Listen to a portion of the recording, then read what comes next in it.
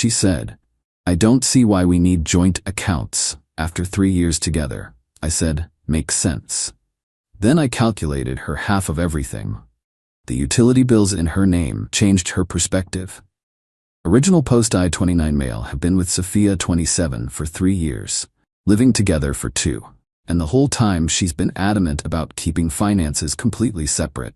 "I don't see why we need joint accounts," she'd say whenever I brought it up. "What's mine is mine, what's yours is yours, it's cleaner that way." Cool, I respected that. I'm all for financial independence, except, here's the thing. Sophia makes about $85K at her marketing job.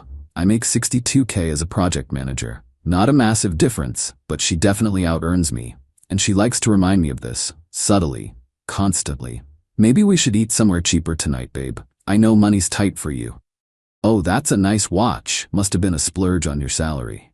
"Don't worry about getting me expensive gifts. I understand your situation." My situation? I live comfortably. I save money. I just don't make as much as her. But here's where it gets interesting. While preaching financial independence, Sophia somehow never noticed that I pay for literally everything house-related. Rent, $2,200 a month, just me. Internet, $80 a month, my account. Electricity, $150 a month, my name. Water trash, $75 a month, my account. Streaming services, $60 a month total, all mine. Groceries, $600 a month, I buy them all. Meanwhile, Sophia pays for her car payment, her personal shopping, her yoga classes. That's it. When I'd bring up splitting household expenses, she'd say, "But you were already paying these before I moved in. Why should I pay for your apartment?" The logic was incredible. She lives here, uses everything, but it's my apartment, so she shouldn't contribute? 3 weeks ago, we were at dinner with her friends. The check comes and Sophia loudly announces, "Separate checks, please. I believe in everyone paying their own way. No financial dependence in relationships." Her friend Melanie laughed. "Girl, you're so independent. Must be nice not dealing with money drama like couples with joint accounts." Sophia beamed. "Exactly. I don't understand women who merge finances with men. Keep your money separate, ladies. Always." I sat there, having just paid our $2,800 rent that morning, and smiled. That's when I decided, you want separate? You want independent? Let's do this properly. I went home and created a spreadsheet. Every single expense from the last 24 months, every utility bill, every grocery receipt, every streaming service she uses. Added it all up, divided by 2. Sophia's actual share of household expenses, $27,400. Amount Sophia has contributed, $0. But here's the kicker. I wasn't going to ask for back payment. I'm not petty. I was just going to start the fair split moving forward. 50-50 on everything household related. True financial independence. The next morning I presented her with the plan. "Hey babe, you're absolutely right about keeping finances separate. So I've drawn up a fair split of household expenses. Your half comes to about $450 per month." She laughed. Actually laughed. "That's funny, but seriously, what did you want to talk about?" "This is serious. If we're keeping finances separate, we should actually keep them separate. Equal partners, equal expenses." Her face went pale. But you've always paid those things, right? And you've always said we should be financially independent. So starting September 1st, I'll need your half of rent and utilities." "This is insane. You make less than me." I thought, what's mine is mine and what's yours is yours. My salary shouldn't matter if we're truly independent. She stormed off, didn't speak to me for 2 days. Then the real fun began. Update 1. The silence lasted exactly 48 hours. Then Sophia went into full manipulation mode. First, she tried the sweet approach, made my favorite dinner, wore that dress I like, kept telling me how much she loves living with me. "Babe, I've been thinking, you're right that I should contribute something. How about I buy groceries sometimes? That's included in the $1,450, half of everything." "But that's almost my entire fun budget." "Your fun budget? You make $85K a year." She literally said, "Yeah, but I have expenses. My car, my credit cards, my shopping, my activities. So do I. Plus I've been covering your housing for 2 years." Then came the guilt trips. Oh boy, the guilt trips. "I thought you loved me." "I do. That's why I've been subsidizing your lifestyle for 2 years. Money shouldn't matter in relationships. You're the one who insisted on keeping finances separate." This is financial abuse. Charging you half of the expenses for the place you live is abuse? She even called her mom, Eleanor, who called me to lecture me about being a provider and how real men don't nickel and dime their girlfriends. Eleanor, your daughter makes $23,000 more than me annually. That doesn't matter. You should be happy to take care of her. Like she's been happy to take care of me? Click. But the best part came when Sophia talked to her friends. She went to lunch with Melanie, Brittany, and Jessica, fully expecting them to bash me. Plot twist. Brittany's an accountant. Brittany did the math right there at brunch. When she realized I'd been paying about $2,900 per month for joint expenses while Sophia paid $0, she actually choked on her mimosa. Wait, you haven't been paying anything toward rent? Girl, my boyfriend makes twice what I do, and we still split 50-50. Melanie fee. That's like, he's been giving you $1,450 a month in free housing. That's insane. No wonder you can afford those Louboutins. Your housing is free. Sophia came home furious that her friends betrayed her. But I wasn't done. See, I'd been doing more thinking and planning. Sophia, I have a proposal. Since you don't want to pay half, I found a solution. Her eyes lit up.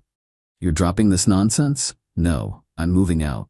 Found a great one-bedroom for $1,400. Moving October 1st. You can take over this lease or find your own place. You can't just leave. Why not? We're financially independent, remember? My lease, my choice. Where am I supposed to live? Wherever you can afford with your $85,000 salary. She tried everything then.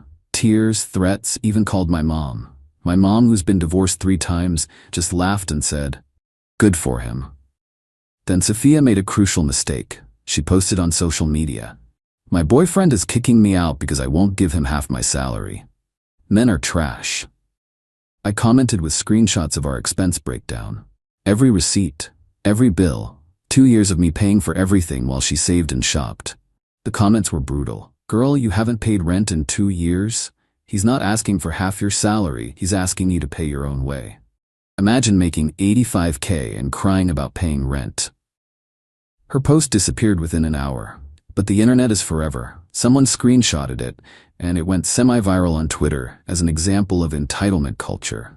That's when Sophia panicked and agreed to pay her half. Fine, I'll pay the stupid $450. Happy? Actually, there's been a development. What now?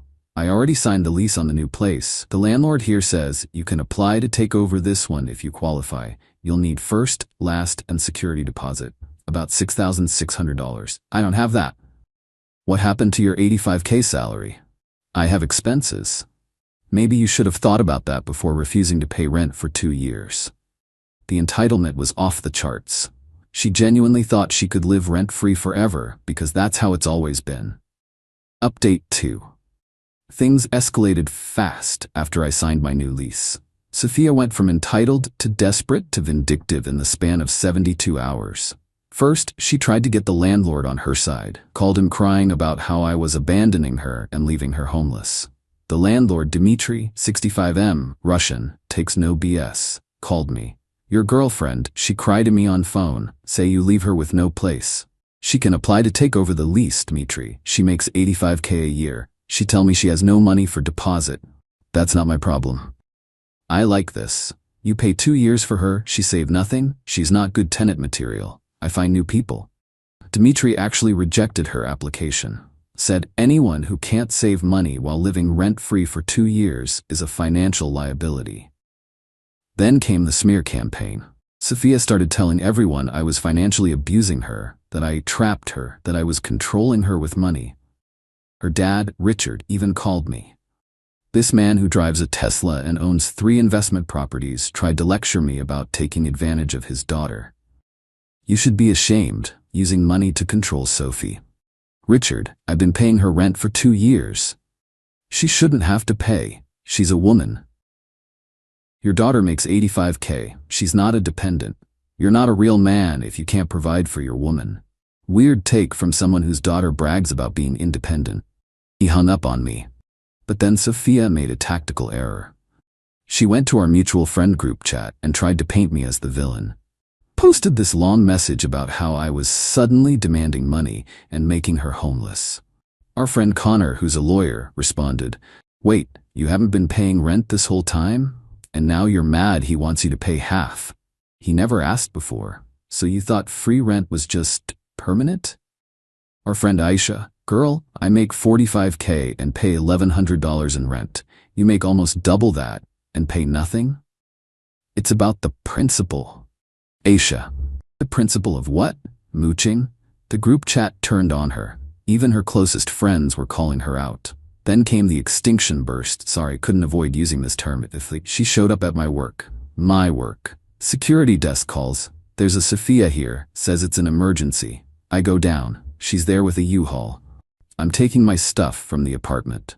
Your stuff? Sure. The TV, couch, bed, dining table, and literally all furniture are mine though. We bought those together. I have receipts showing I paid for everything. You can't leave me with nothing. You left yourself with nothing by saving $0 while living rent-free. She tried to get into the apartment when I wasn't home. The landlord called me. Your girlfriend, she tried to use key. I changed locks already for new tenant next month. Then the real desperation kicked in. She applied for the apartment but needed a co-signer since she'd blown through her savings on designer goods.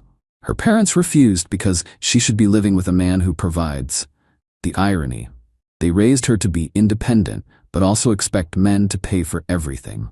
September 15th, 2 weeks before move-out, Sophia comes to me with an offer. What if we got joint accounts? What? I've been thinking. You're right. Couples should share expenses. Let's get joint accounts, combine everything. I laughed. Actually laughed out loud. Now you want joint accounts when I'm moving out? We could make this work. True partnership. Sophia, you want joint accounts now because you've realized you can't afford to live alone. That's not partnership, that's desperation. Please, I can't afford a decent place on my own. You make $85K. My car payment is $700. My credit cards are like $500 a month. My yoga is $200. And that's my problem, how? She then hit me with, if you loved me, you'd help me.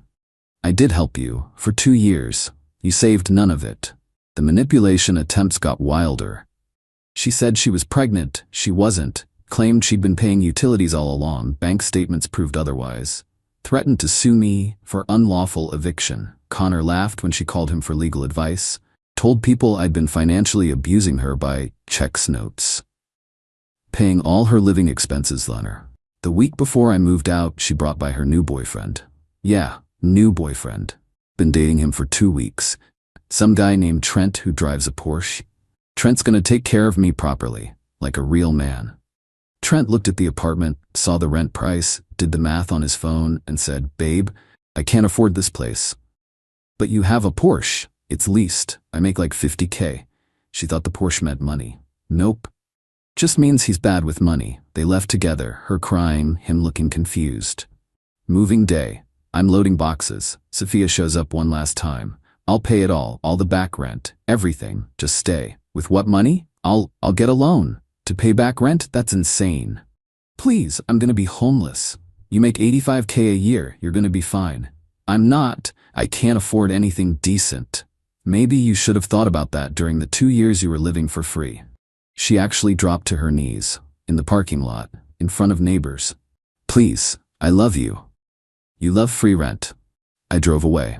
She was still in the parking lot, calling everyone she knew, trying to find someone to let her move in. Final update. It's been 2 months since I moved out. Time for the final update on this saga. My new place is fantastic. Smaller, yeah, but it's mine. Every bill I pay is for me. No one taking advantage. The mental peace is worth the downgrade in square footage. Sophia's situation? Well, remember how she couldn't afford the deposit for the apartment? And her parents wouldn't co-sign? And Trent with his leased Porsche was broke? She ended up having to move in with Brittany. Yeah, her friend who called her out at brunch. Brittany charges her $800 per month for a room. A room, not an apartment. A room in Brittany's house. But here's the thing. Brittany actually makes her pay, on time, every month, no excuses. Sophia lasted 3 weeks before having a meltdown about how everyone's obsessed with money and real friends don't charge each other. Brittany posted their text exchange on social media. Sophia, I can't believe you're being so rigid about rent. We're supposed to be friends. We are friends. That's why I'm only charging you $800 for a room that should be $1,200. Sophie, this is exploitation. Girl, you lived free for 2 years. You have no idea what exploitation means. I'm going through a hard time. The hard time of having to pay for housing like every other adult. The post went viral in our circle. Everyone was sharing their numbers. Sophia tried to live with me for free stories. Turns out, she'd approached basically everyone. Connor, the lawyer, she offered to be his live-in assistant in exchange for free room. He declined. Aisha, Sophia said she'd help with chores instead of paying rent. Aisha laughed her out of the apartment. Even Trent's mom, she asked if she could move into Trent's mom's basement. The woman said, I don't even let Trent live here free. But the ultimate karma came last week. I got a text from an unknown number. It was Eleanor, Sophia's mom. We need to talk about Sophie. I met her for coffee, curiosity getting the better of me. Eleanor, Sophie's living situation is unstable. Okay? Richard and I were wondering if you'd consider taking her back. Absolutely not. We'll help with her expenses. Now you want to help? Where was this energy when she needed apartment deposits?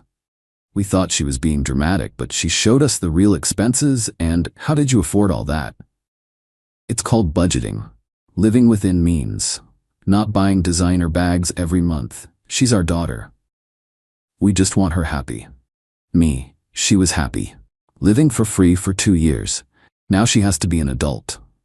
Eleanor then dropped this bomb. She's been borrowing money from everyone. She owes Brittany 3 months' rent, borrowed $2,000 from Melanie, $1,500 from her cousin. How? She makes $85K.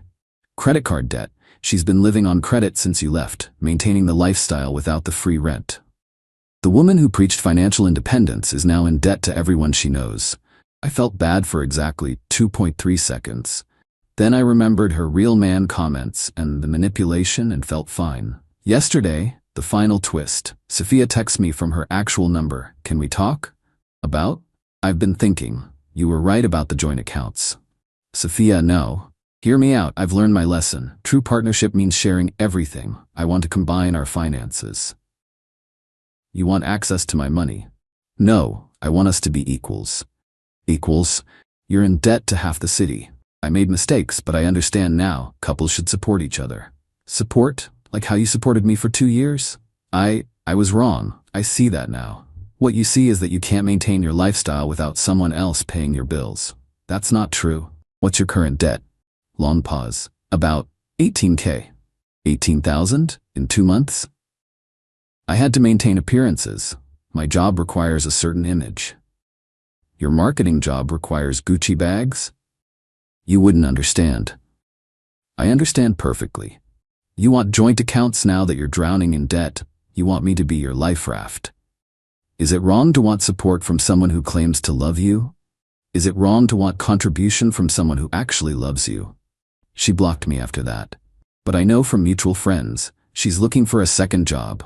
Brittany's evicting her for non-payment. Her parents finally agreed to let her move home. If she pays them $500 per month, Trent dumped her when she asked him to co-sign for a car loan. She's selling her designer goods on Marketplace. Her credit score tanked. The woman who believed in financial independence is learning what that actually means. No safety nets, no one else's money. Just your own choices and their consequences. My favorite part? Last week, one of her coworkers reached out to me on LinkedIn, said Sophia had been telling everyone about her abusive ex who used money to control her. The coworker, but then we did the math on what you were paying versus what she was contributing and, dude, you're a saint for lasting 2 years. Even strangers can see through the BS. As for me, I'm doing great. Smaller apartment, but bigger peace of mind. Dating someone new, 28F, who insisted on splitting our first date bill because that's what adults do. When I told her this whole story, she said, wait, she lived rent-free for 2 years and complained when you asked for half. The audacity. Casey also makes more than me. She's in tech, makes about 95K. Know what she said when I mentioned it? Cool means we can split a nicer place when we're ready. That's a partner. Sophia, still posting quotes about knowing your worth and never settling on Instagram, while living in her childhood bedroom at 27. making 85K, because she can't afford rent after buying too many bags. The joke really does write itself. To everyone saying I should have just kept paying because love isn't about money, you're right. Love isn't about money. Which is exactly why someone who actually loved me wouldn't have watched me pay everything for 2 years while they saved nothing and contributed nothing. Equal partnership means equal contribution, whether that's financial, emotional, or domestic. Sophia wanted the benefits of traditional relationships, man pays everything, with the freedoms of modern ones, complete independence. Can't have both. Anyway, that's my story. Guy pays all bills for 2 years, asks for fairness, gets called abusive, she ends up in debt while he moves on. Karma really did the heavy lifting here. Peace out. Edit. Since people keep asking, yes, this is real. Yes, she really made 85K and saved none of it. Check out Personal Finance Subs. You'll find plenty of high earners living paycheck to paycheck because of lifestyle inflation. Making good money doesn't mean you're good with money.